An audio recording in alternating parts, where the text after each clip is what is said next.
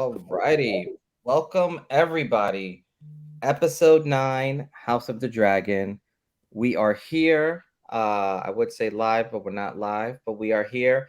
I'm joined today by, as always, Sam. And then we also have Ty. I don't know where they are in the boom, boom. There we go. There and there. Um, Obviously, we just got finished seeing this. Um, a lot happened, so let's just jump right into it. Just from the get go, I guess we'll just jump in and just say, what are your guys' initial thoughts from this episode? Ty, you can go first. Okay. So first what up, Jorge? Thanks for the intro. Always good to see you, my friend. I specifically feel with this episode, I feel like I had to put on my Dragon Ball Z shirt because every time I watch an episode of this thing, this episode is no different. It's like last time on HOTD. That's what I'm waiting for, the announcer from Dragon Ball Z, because every time we deal with these time jumps, it always feels like it's a jump. I would say this though, to specifically answer your question, and I'm just going to keep it simple. For episode 9, and don't get me wrong, I absolutely love House of the Dragon. For an episode 9, it was a good episode. But in the realm of the Game of Thrones universe that we're used to seeing, this was probably the worst episode 9 I've ever seen. It's a good episode, don't get me wrong, and I can certainly understand where the writers and producers and everyone wants to do something different, but there's been an 8-year tradition that's been established regarding episode 9, and they didn't fulfill that here, and I was a little disappointed. But all in all, if I take that out, it's still a good episode. I'll leave it at that until we move on. No, I feel that. How about you, Sam? What were your thoughts on this episode?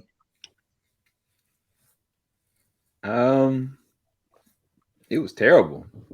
I'm joking. I said that with a straight face too. No, he's not. Yeah, I was like, I had to put a little acting on that one. No, that episode, it was good. It was good to okay. I don't necessarily think it had necessarily any faults with it. I've never liked any of the time jumps. The time jumps have been like the make or break for me most of the time, but it's just weird because when I think about the episode before this one, that was a way better episode than episode 9. Yep. And that's not the common Game of Thrones tradition. Like, honestly, there was a dope death. There was things that went down. Like, it was insane how that went down. The king died. Damon went and literally cut a man's head off from his tongue. And everything that went down in between that, it was just a lot. And so going into 9, it was like, okay, I'm anticipating, the war is about to begin, or at least a death, or, like it really going down. But really, it's just preparing us for the finale to be the big send off, which may work. I mean, these are different shows, but for me, it's just not common. Like this was just an okay so episode, and I don't even necessarily say it's filler. It was more so like, okay, you're continuing from where you left off, but I hope because it's weird because like Ty said, you anticipate from the 8th episode to the 9th episode. When the 9th episode happens, you're like, oh snap, how is this gonna end? It's a build, and like there's no build, pushing me to be like, oh, I don't know how the finale's gonna end. It's just more so like I'm pretty sure it's gonna end on a pretty dope note because it's gonna have a second season. But other than that, I don't have any like excitement like I normally would going into the finale. I think that's the biggest thing. Okay. All right. Well, then let's kind of trek through this episode and get your guys' thoughts. So, obviously, this episode it starts with the king died. Everyone knows that. And the queen, obviously, she's I think the first big scene is when she's sitting, at the table here, and everyone around her has basically been plotting what to do when the king dies. How did you guys take this scene? Because I thought this scene had probably one of the low key, like coolest like flip out deaths that I've seen in a little bit, because it was just so it just came out of nowhere to me. I was not expecting it. So what did you guys think of that scene? I mean, I'm not gonna lie to you, Jorge. I knew the moment that man was like, "This is treason," and everybody in the room is like, "Shut up, bro." You know, like I was like, "He's about to get killed." Matter of fact, everybody that was like low key knowing that this was some old boo boo and that this was wrong, I knew for a fact they couldn't be allowed to live. It goes back to what Otto said a long time ago. He said to his daughter, "Look, either one, you have to protect the legacy of your child so he can succeed and do what he needs to do, or you pray for Rhaenyra's forgiveness and, you know, cling to her." She removed all that possibility out the door. So it's kind of like this is the route they were going to take. I was like, they're going to kill the handmaids. I knew anybody that knows anything, anybody that, you know, bends the knee or doesn't bend the knee, I was like, it's gonna be a problem. So I knew that man was about to die, but it was a dope scene because what it did is set the tone for okay, yeah, a lot of people are about to die. Yeah, really bad. How about you, Ty? I'll be honest, I didn't. It was a very hypocritical scene for me, and I wasn't really feeling the death. I knew he was gonna die, but it's the way it was like he just grabbed his shoulders and was like, "Man, sit your punk down." And I'm like, even when he sat him down, it was like the dude was kind of like, "Okay, this is where I die now, so I'm just gonna lean forward." Nobody leans forward like that, square into something like instinctively. You're going to try to actually hold yourself. Like that was like the corniest death I've seen in the series. And I think the thing that really upsets me about this scene is it shows hypocritical and how hypocritical Otto Hightower is, even as a father, not just as the hand, but as a father, because you sat there after your daughter went toe to toe with Rhaenyra and hyped her up and was like, "You're ready to play this game.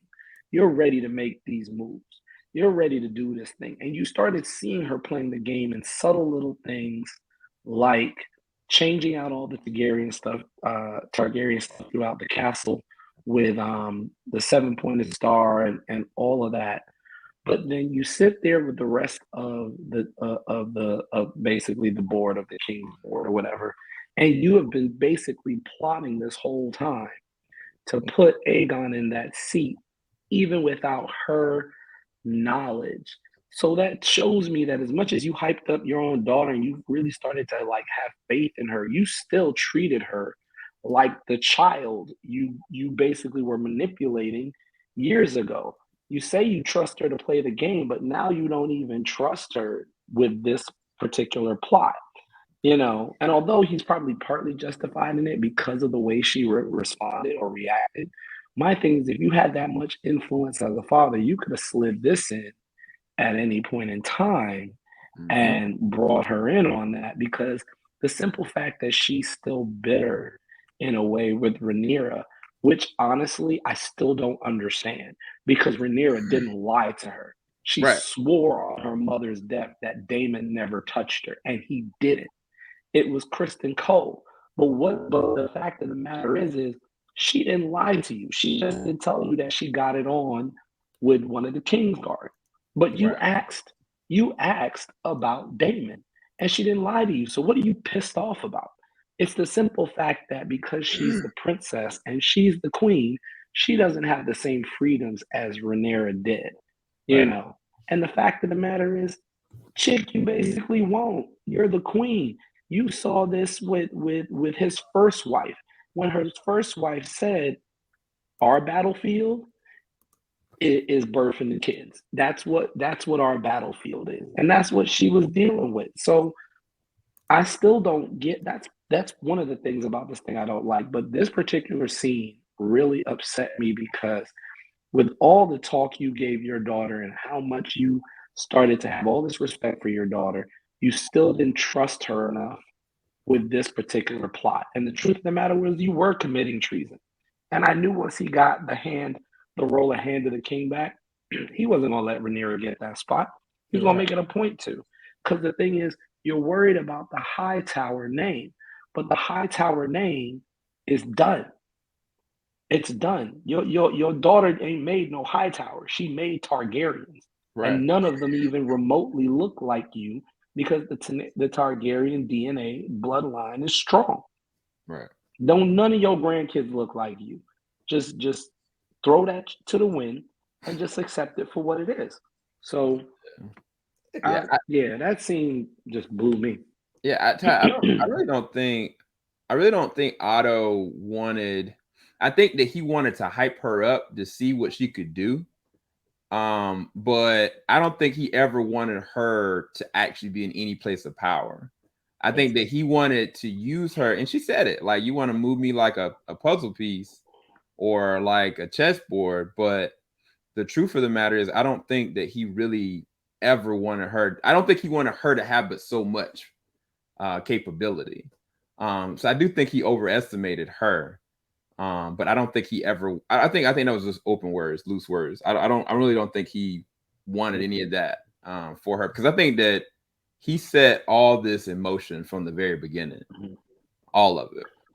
Yeah. So I'm definitely gonna put a pin in that pertaining to Otto, because there's another scene we haven't talked about yet where I'm gonna come back to that reference. But Jorge, take the floor back, man. Go, let's do it. Yeah, because I think for me there were a few spots in that scene that I guess were really interesting. A was obviously just when they were like, "Shall we clean up the dead guy that's here?" And they're like, "Nope, no one's leaving the room."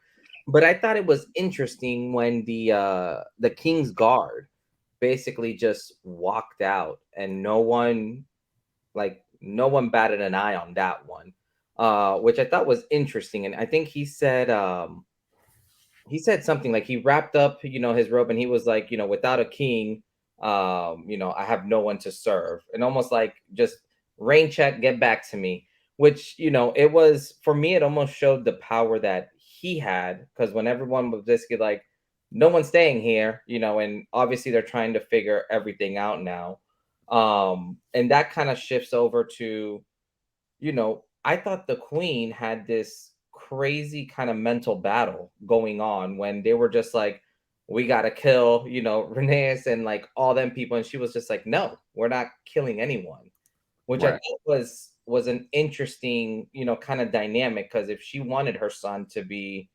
on the throne, like that's the path, the easiest path to go through. But obviously, this leads to having almost like a hide and seek game with Otto getting his people to try to find Aegon, and then you have the queen trying to find her, her son, and she's sending her people, which I thought was very interesting, kind of that dynamic of how they each were trying to get them there for different reasons. What did you guys think of that? And what did you think of the way that Otto was handling that versus the way the queen was? Because I thought at the end of it, the queen definitely was the one who was pulling the power move on her dad almost, because obviously she found her son first, or her people found it first. But what do you guys think of that whole chase scene? Ty, we'll go with I'll say this. The truth of the matter is, her people didn't find her son first. It was her father's people that found him first. However, they did intercept them, which I thought was very interesting, because it's literally a physical, violent representation of the battle between father and daughter. And I agree with Sam, though, that he didn't want her to have any power. He wanted her to be queen so she could bear children, and the name would carry the blood. He'd be a part of that bloodline, and the bloodline would carry on. Yes. Yeah. But what I find interesting now is, due to his own teachings, he basically groomed her to be his worst enemy. And who else would really kind of dig into you more than your own child? And what it also shows me, especially with that whole aspect, was that he has more resources around and within that castle than she was even aware of, even though she has her own basic little finger.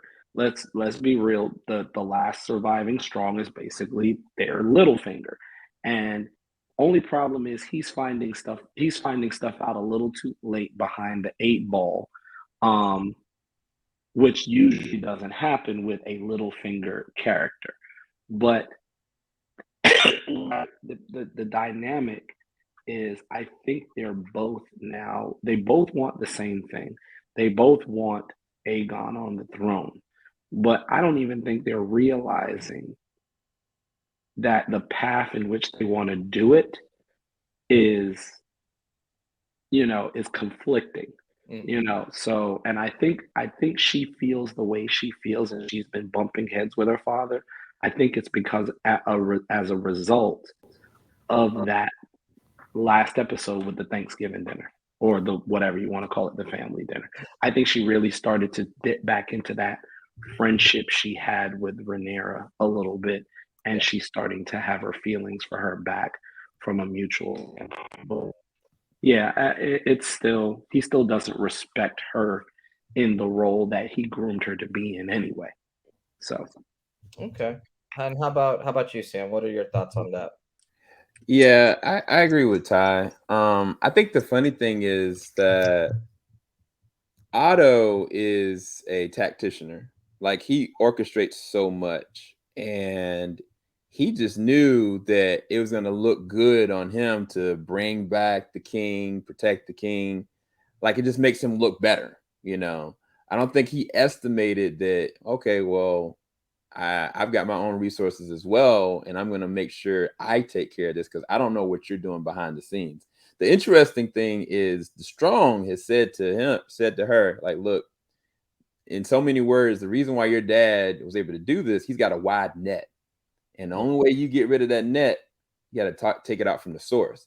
And I don't know if y'all agree or disagree. Is he talking about taking Otto out, or is he talking about taking the resources that Otto has out, the net of his little spiders? I was curious about that from y'all's perspective, because my theory is that when Otto, it's just way too coincidental.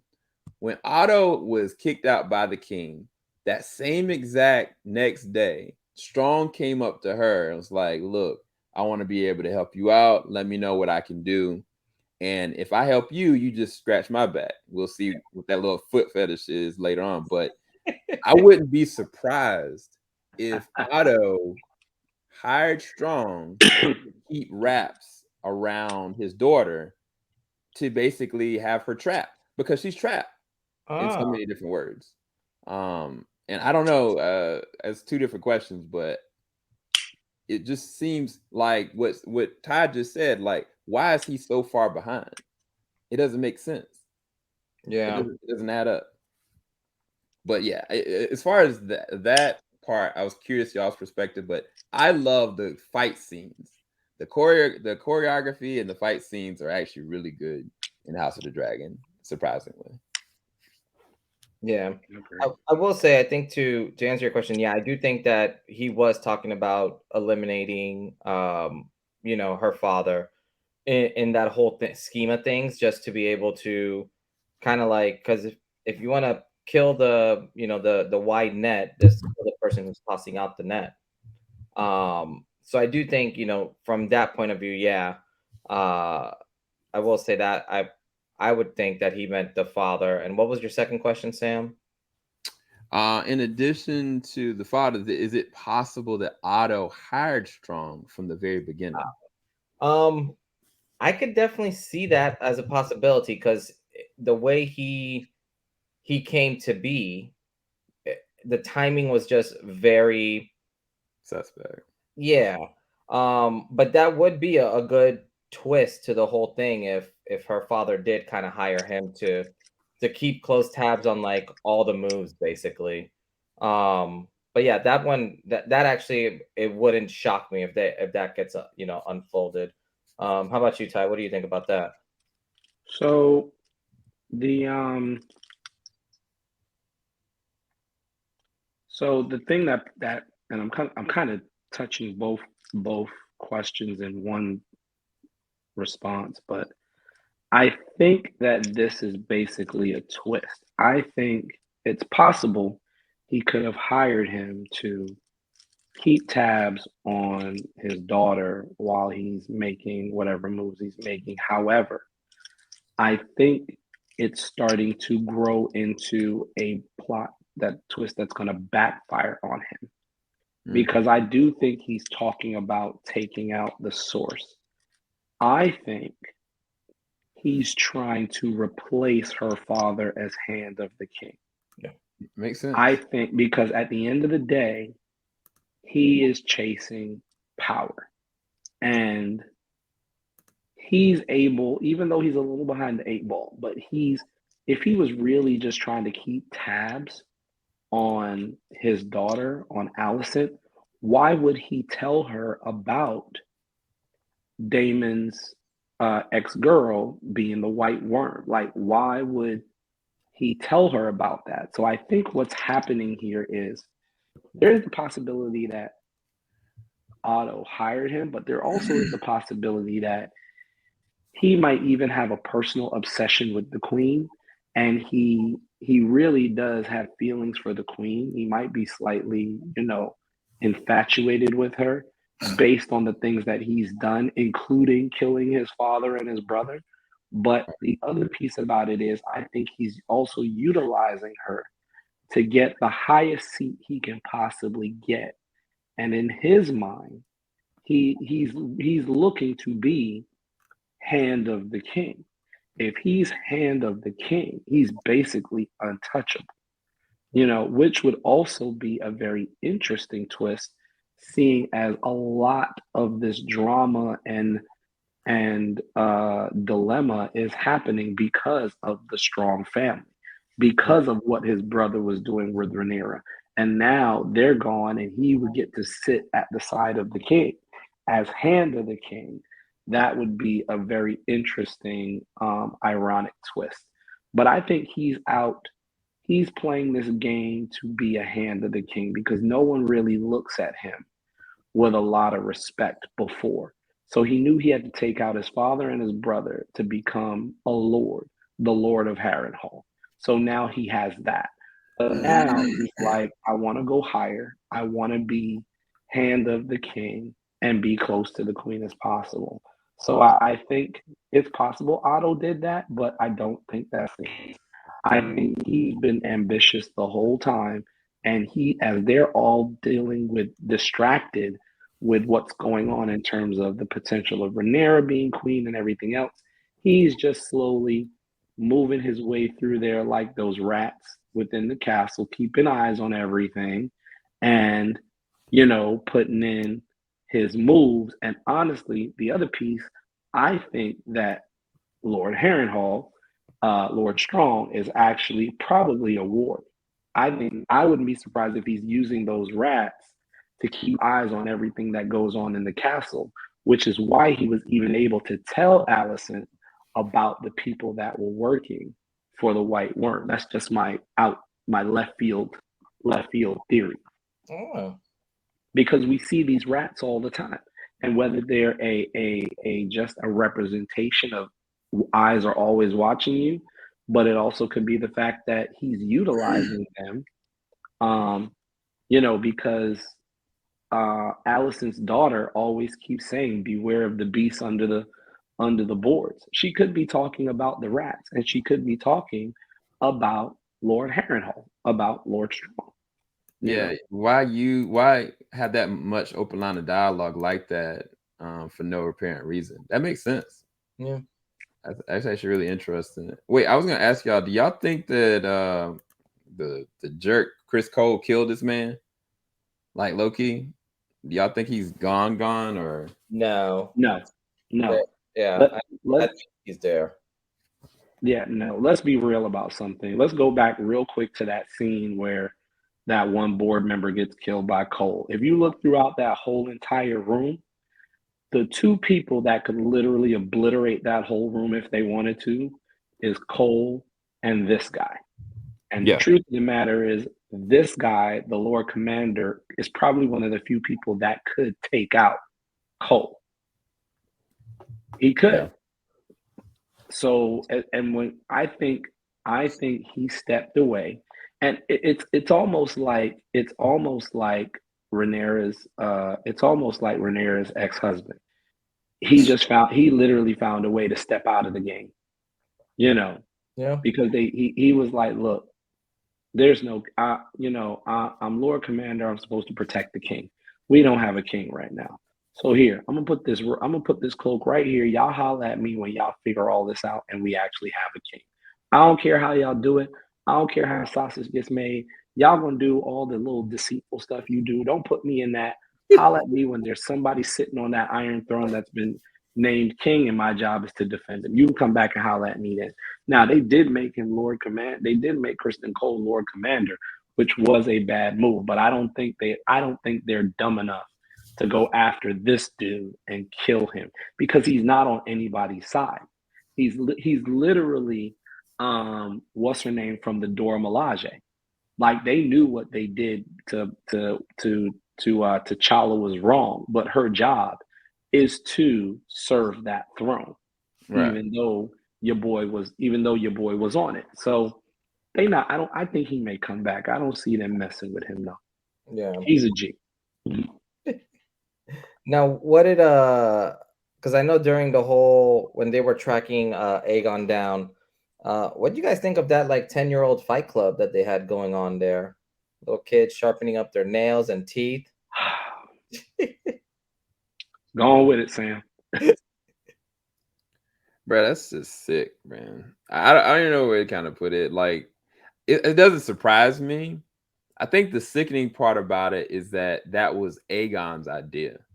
Like, Aegon, pushed that and profited off of it.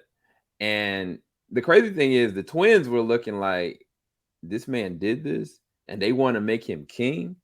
We can't let this happen, bro. And it's crazy because the queen knows this. Like, everybody knows what this man's about. Even Aegon later on was like, look, I don't need to be the king. Yeah. I don't need to do this. Like, y'all are picking the wrong person to do this. But nah, it was sick. I mean, I think the whole point behind it was a representation of what they're allowing to lead these people. Like, I think that they needed to show, okay, this is what he's doing without any like power. This is what he's able to get away with children, not just like slaves or something like children. Nah, yeah, I think that was the reason why they showed it. Well, we'll keep in mind about something else. While it is very cruel and deplorable, strategically for him, it's thrice beneficial. He has a way to distract the people, if you will, and maybe even gain them on their side. Like you said, he profits off of it, but also remember, it allows him to hopefully get rid of some of his bastards that he has out there, because that last kid you see on the wall, kind of under the light a little bit, is one of Aegon's bastards. Yeah. So he's putting his own children in there so that if they get killed, that's one less illegitimate child he has to worry about. This dude right here, as much as Aemon, which I find ironic that Aemon is actually a reforming of the letters for Daemon, but I digress because he's so much trying to be like him. But Aegon, while Aemon is saying he's done all the work, he's done all the fight practice and everything else, he should be king because he has the biggest dragon. What he doesn't realize is that I believe there is a point that Aemon won't cross. That if he's really pushed to it, he won't cross it. Aegon will cross it with no no hesitation. Yeah. And he will do it in a way that strategically benefits him, which is probably why he would be better on the throne. He'd be cruel on the throne, but as a strategist, he'd rule for years. He probably wouldn't even need a hand of the king. But I digress. I didn't really. It was very deplorable. It was sick to see. It actually reminded me a bit of kids fighting in 300, but the thing that I took away from it was the fact that the main reason they were like, this dude can't be king, was because he was doing this to his own illegitimate children. He was basically tossing them in there like Spartan kids that were determined to be weak, so they tossed them off the cliff. That's basically what he did. It was his plan B. Yes. That's crazy. That's crazy. Well, speaking, I know you mentioned dragons, so I mean, obviously, once the queen and the hand talk and all this, and they kind of figure out that they have to make all this public, and immediately they gather up, all the townspeople, and out of all the places to go, they take them to the dragon's lair. I guess for me, it's like, how dumb must you be for that? And obviously they weren't expecting what happened, but how did you guys kind of see that whole kind of scene play out? Because for me, it was, there was a huge transformation that occurred in that scene, kind of like from start to finish. But then there were also a few things that just kind of kept me like scratching my head, like what's her name, who actually got down to the, the where all the dragons were and all that, how she went from like normal, garments to like full armor type of stuff, ready to rock and roll.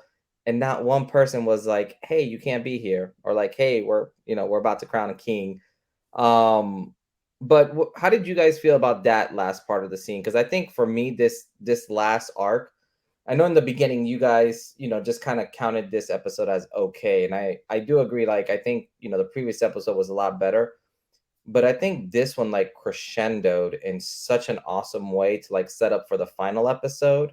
Because it opened up, like, I'm hyped for the final episode, and I thought this was a great episode overall. But want to get your guys' point of view on what are your thoughts on like how this final kind of chapter here played out on this episode. Go ahead, Ty. So I'm glad we got here, because I was going to come back to our quick discussion, Sam, you and I, pertaining to Otto Hightower. So this scene where they're about to make him king. It reminds me of that scene at Hogwarts in Deathly Hallows Part 2, where Voldemort comes out and is like, Harry Potter's dead. I'm looking for Otto to be like, Viserys is dead. Put your faith in me, Aegon now. That's what I was looking for, because he's that snake. I'm literally looking for this scene. But it just still goes to show you the kind of snake and hypocritical person he is. But the scene for me, I thought, was brilliant. But my only issue was I wasn't looking for this. And I'm not even upset that they took it to the dragon pit, because it's a metaphorical scene of power. Targaryens are known for dragons. Yep. Where else would you crown a new Targaryen king but in the pit, with the representation of, with the physical embodiment representation of what they stand for, which is dragons?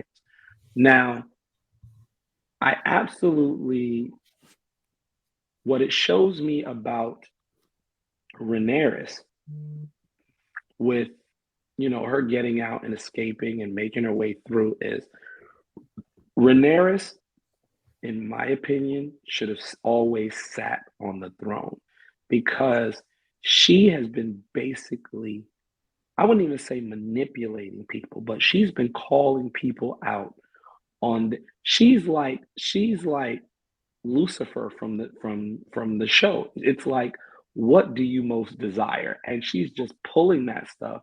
She's just pulling it out of them. So for her, knowing she's coming to King's Landing from Driftmark to deal with this whole situation, she was ready. She was absolutely ready. She was ready in the event that if something didn't go the way she expected, she was going to change. She was going to have that armor on in case it went bad, and she was ready to go. And the problem I have is she's the only person, save Daemon Targaryen, who came from last episode to this episode absolutely ready for anything. Yeah. Anything. And that's what I absolutely respect about Rhaenyra. I will say this, though. I thought I was looking for something else. Okay. And I don't want to give any spoilers or anything. But I will say I was looking for the event in this episode that was going to be the catalyst for the dance with dragons. And that didn't happen. If they had done that, if they had found a way to make it to the point where they had done that with this episode, episode 9 would have been amazing, because then episode 10 we knew was going to pop stuff off. I still loved it, and I even loved the fact that she even had her dragon roar at them. Like, they're literally standing there knowing that regardless of their bloodlines, unless any of them were like Daenerys Targaryen, all y'all getting fricasseed and fried. And the fact that she had her dragon roar at them and basically gave them the colonizer version of Bill Duke. So can I tell you something? You know you done messed up, right? Because you know who she going back to, and she know what's about to go down. But I absolutely loved it, because Rhaenyra was like, while I might be the queen that never was, I'm going to show you why I should have been on that throne. And she did. And I loved it. I loved it, because from the last episode to here, she has been making chess moves while some of these people are playing checkers. And I love Rhaenyra for it. I absolutely love that scene. I thought it was fitting. But I wasn't what I was looking for, I didn't get. So. And how about you, Sam? Yeah, for me, I mean, I don't know the Dance of Dragons, so I don't know what to expect. Like, all this is kind of like, I have no idea. Now, when I rewatched the episode, it made sense where the armor came from. She was cloaked the whole entire time, right? So the twin probably told her, look, you need to probably wear armor because anything might pop off. So she had armor on the whole entire time. We just didn't know it. You know what I'm saying? So I think that was interesting, because I was like you, Jorge. I was like, where did armor come from? Where she stashed this armor from? But she had it underneath her garment the whole entire time. But the weird thing about everything for me was, I was like, okay, Otto is that egotistical. He feels like he's in complete power of where this is going to go. And it's weird to me. The hard part about it for me was the fact that Allison had a conversation with Rhaenyra, and I thought that conversation was probably the best conversation in the whole entire episode, because she basically was like, look, I need you to, have my back with this. And Nurse is like, no, like, you don't understand this game yet, but you're so smart. I didn't give you enough credit. Have you ever thought about actually being on the Iron Throne? And the funny thing is, it goes back to like episode 1. Like, honestly, Allison thought about it a long time ago. Like, she really did, because she asked Rhaenyra, like, don't you want to be on the throne? Like, have you thought about it? And I was like, okay, this is a calling back to that. And she know full and well she got this boy that's a psychopath that's gonna burn this place down, and yet she's still following her dad's orders, following everybody's orders. And Rhaenyra's put that in her face. And the funny thing was, I think that when it was happening, I was like, man, Rhaenyra's like, you should just honestly burned all of them. But I think that in hindsight, going back to that conversation, she knew that, okay, Allison is sticking to her convictions. All right, I'll let her live. But it's a weird parallel. If you go back to Dany, Danny did the complete opposite. Danny was like, nah, homie, I'm gonna burn all of y'all, and then I'm gonna take it, right? Rhaenyra could have did that, but instead she chose mercy and like, all right, this is a quick pause. We're coming back. Just know that you could have died right here now. I'm not about that life. I actually would have, I honestly would have just burned all of them personally. To me, it makes no sense. If you take the losses and say, all right, I'm burning all this because these people, in all honesty, are creating treason. Rhaenyra, Damon, just let you know, I had your back. Come take your throne. Make sure I have a seat at the table.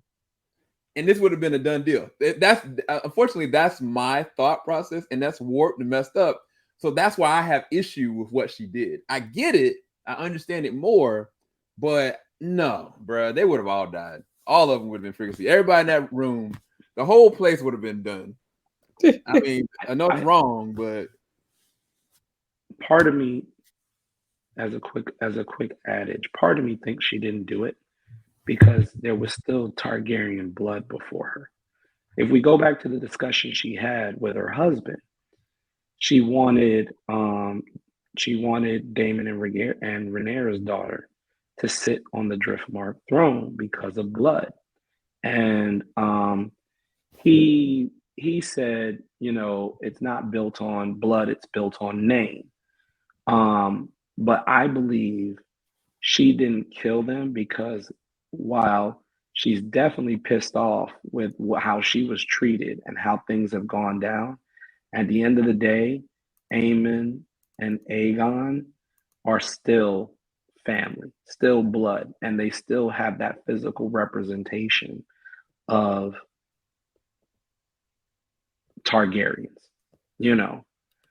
It's really Alicent, her father, and the rest that have been plotting to put Aegon in the throne. But the truth is, Aemon wants it, but he knows he can't get it unless he kills his brother. Aegon doesn't even want it. And if Alicent was to even consider sitting on the throne, it would add insult to injury. Because if you're comfortable with yourself being on the throne, why couldn't you be comfortable with Rhaenyra being on the throne? right. That's because at the end of the day, regardless of what Viserys said on his deathbed, which your dumb A just desperately took to mean your child anyway.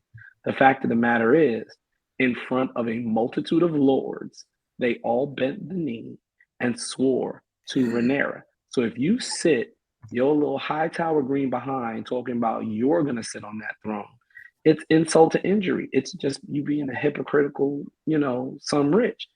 If you want to be on there, why couldn't you just let Rhaenyra be on there? She's the one who actually has the claim. But I digress.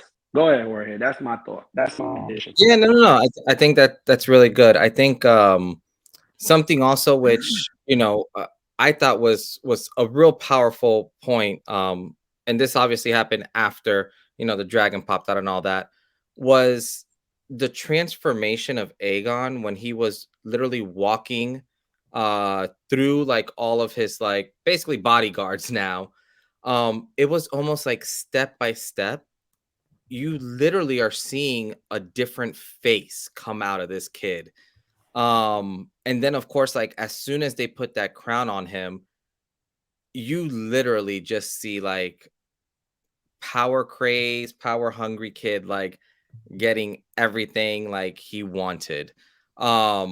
Which for me it's I kind of wonder from your guys' point of view, like where do you see him specifically the way he's gonna handle how this whole dragon attack basically went, and how do you think he's just gonna handle these first few like because realistically I think first few scenes that he's gonna be in is just going to be showing his power. So where do you guys think he goes as a character here, because he went from didn't want anything to do with the crown, nothing like that, but now that he has it, it's almost like, oh snap, like this is going to be like, this is my spot. So what do you guys think about that? Sam, what I'll start with you on this one. Yeah, sure. I'm terrified.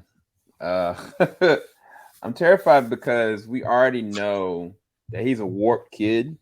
I think that the sad thing about it is that he's not delusional. Like he understands that he's messed up. He understands that he was under the thumb of Otto, under the thumb of his mom. He's terrified of his mom. Um, and that put him at this displaced form of like needing to control and warp everyone else around him.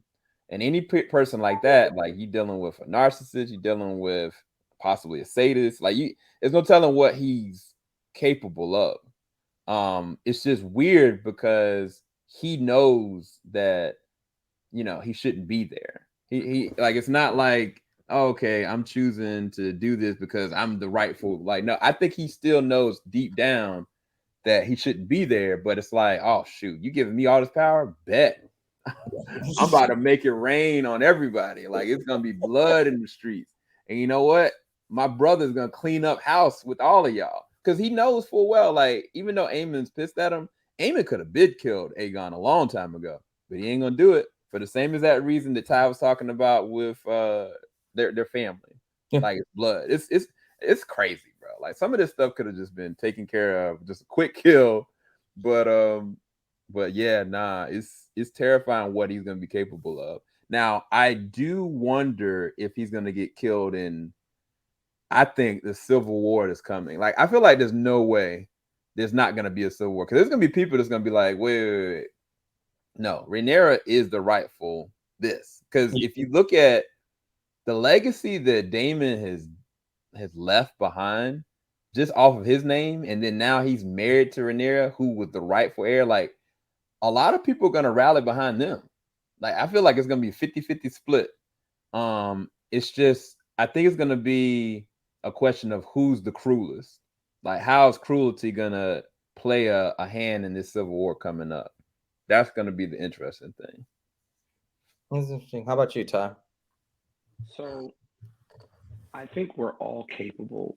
We all actually know how capable this kid is, what he's capable of. We've seen what he's been doing without power.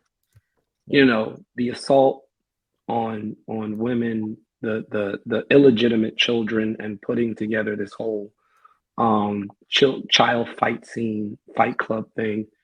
And he even understands and knows because of his deformity, not physical but mental deformity. He knows he shouldn't be on that throne. But what is interesting and so unique of a scene, like you said, Jorge, is when he's walking through his bodyguards. As he walks through, they don't just continue to stand there and hold the blades up. They bring the swords down the moment he passes. And it's almost like they're cutting away any bit of morality that he has left. Yep.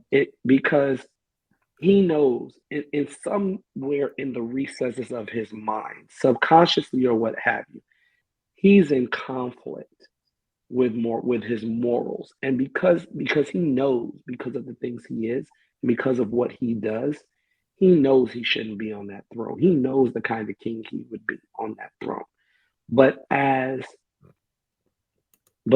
his mother, who actually strategically did the best move she could, because between it, you realize that his mother and his grandmother were vying to be an influence to him before he got to the throne, so they could continue to be that once he has the throne. But literally watching them cut away, and she gave him that dagger, and once she gave him that dagger, that was the first step away from his morality.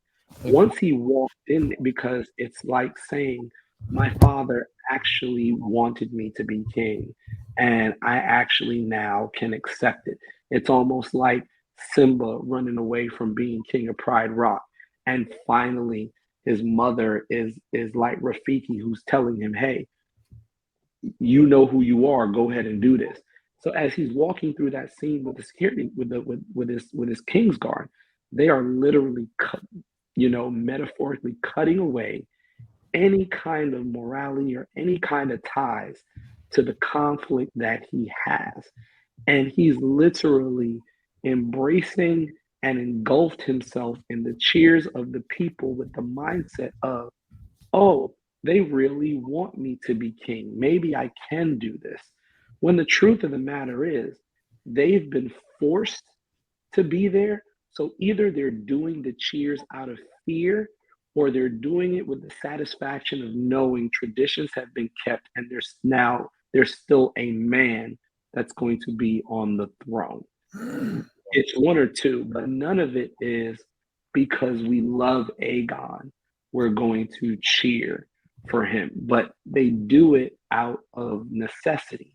And he soaks it up. And when he holds Blackfire in the air, really puts it up there, that's when he basically, like Ben Solo, embraced the dark side. Because like Eric Cartman, he now has authority.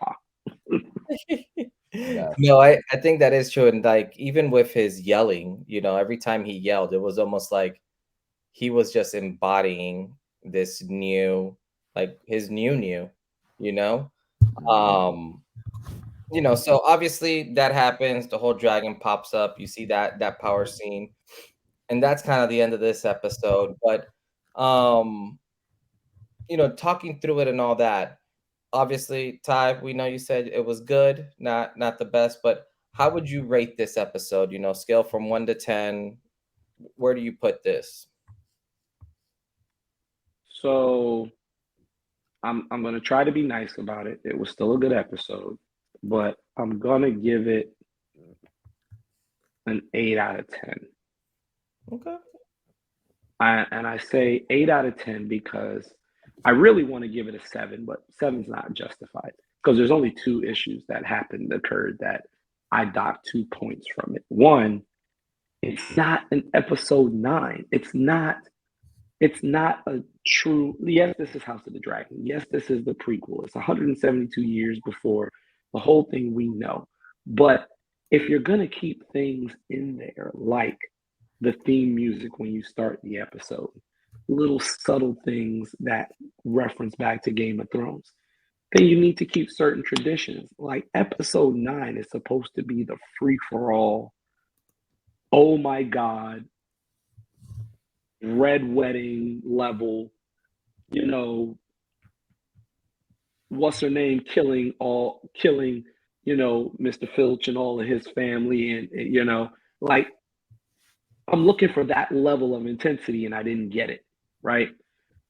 The other reason I docked the point is because I was looking for the key catalyst moment that was going to kick off the Dance of Dragons because I figured that was going to happen in this episode. Because if that had happened in this episode, it would have been a perfect 10 out of 10. Because then we're about to go into the entire free for all. We know it's coming, but the specific catalyst that sets it off, hasn't happened yet, unless they're going to change stuff around. But I would be disappointed if they didn't do the specific catalyst that sets this whole thing off. But I had to dock it 2 points for that, so I'm gonna give it an 8 out of 10. Okay, that's still solid. I'll take that. How about you, Sam? Oh yeah, it's a 7 out of 10. It was good. It just wasn't it wasn't one of their best. I think the dialogue was great. I think that it set some interesting plot threads. I agree with you guys. I think the walk of Aegon going in, just the way they choreographed that, like it just looked amazing and empowering, but for all the wrong reasons. I can't get over Rhaenyra's choosing not to just kill them. I get the blood thing, but for me, it feels like plot armor. It feels like they need to be alive for the rest of this to go forward. Where to me, yes, that's your blood, but I don't know, bro. Like, for me, I can't get over that. For me, it just seems illogical. Like I just don't get it. I feel like the level of cruelty with it is, I mean, I get that that's messed up, but I couldn't get behind that. And then for other part of it is really there's nothing groundbreaking that really happened in this. There's nothing like, pretty dark. I mean, yeah, they're sitting there going around killing anybody and everything that doesn't bend the knee. Because that dude that tried to bent the knee later on after the fact, he tried to escape. They hung him out in the courtyard. Like it looks rough at at King's Landing, but yeah, it was an okay episode. It was a good episode, but for me, I can't accept that she just let them be and just gave them a warning fire. Like I don't know. So I'll put this real quick because I know we got to get going, but I'll put this in your thought Rolodex, Sam. I agree with you, and like I said, I was actually going to give it a 7 out of 10. My third issue being that she didn't do what you just said, but you also got to think about it. If she did kill them all off and take the throne, she didn't have to, though. Right, but here's the thing. That's true, but let's say she did do that, and Rhaenyra finds out. Now the queen that never was may decide to be queen, because at the end of the day, Rhaenyra's always wanted the throne. Okay? Yeah. But if Rhaenyra finds out what Rhaenyra did and decides to appoint herself on the throne, who, even if she got all the lords of the land to bend the knee before her, who's really going to be backing her against the multitude of dragons that Daemon and Rhaenyra have? Because she would have killed off anyone that could even ride the other dragons, including the largest dragon. So unless she's got a means to control them all, she really doesn't have any kind of defense.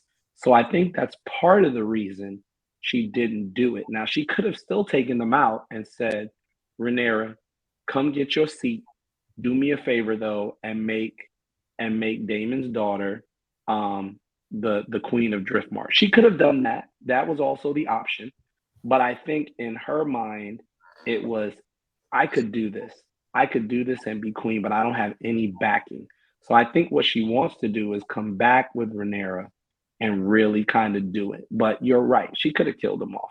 But I just want to put that little thought in your Rolodex but that would have been my 7 out of 10, but I didn't think it was enough for it. So I'm sticking with my 8. Go ahead. Yeah, no. So I agree with you, but because that had crossed my mind too. I was like, oh, okay, she's out here, but I was like, no, she's got honor about this. Like most likely she's gonna clean the slate and but then I was kind of like, because this show is about the civil war that's impending, or like the descent of the house of the House of the Dragon, then of course they can't die. But I hate that. I hate when the story has to be stifled because it's got to go keep moving. The wheel has to keep turning. But it was that specific moment. I was like, honestly, all you got to do is wipe the whole floor clean, and you don't got to take the throne, but you can go and help to be a part of it. Like, matter of fact, like Daemon and them would be like, oh, thank you. Appreciate you, family. Like, let's go and take care of this. Because the truth of the matter is, Daemon could be like, look, I'm going to go make sure I get your husband back. Just for that. I'm going to find him. I'm going to bring him back with my dragon. I promise you I got him. You know what I'm saying? Because I think he would. Just out of good favor. But again, like, yeah, no, if she went the route of like doing that, keeping the throne, like, no, she wouldn't have kept it for long. It would have been a done deal. And it still would have been the end of the series, because if she had done that, we wouldn't have a Dance with Dragons, because the key thing that sets it off would have never happened.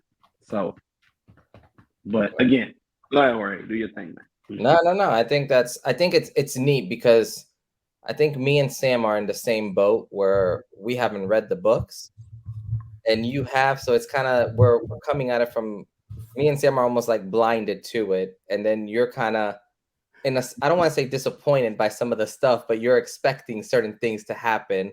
So I find that to be fascinating, just listening to kind of, how you already know a little bit more about it. But no, I mean, I think I'm the only one who really liked this episode. In the grand scheme of things, and I just think it was just the buildup, and for me, it sets up this final episode to be a lot, or I'm hoping it's going to be a lot grander than I thought it would be from the start of the season. But no, I think this is definitely going to be a fun one. I'm excited to see, in obviously Game of Thrones fashion, who's gonna die.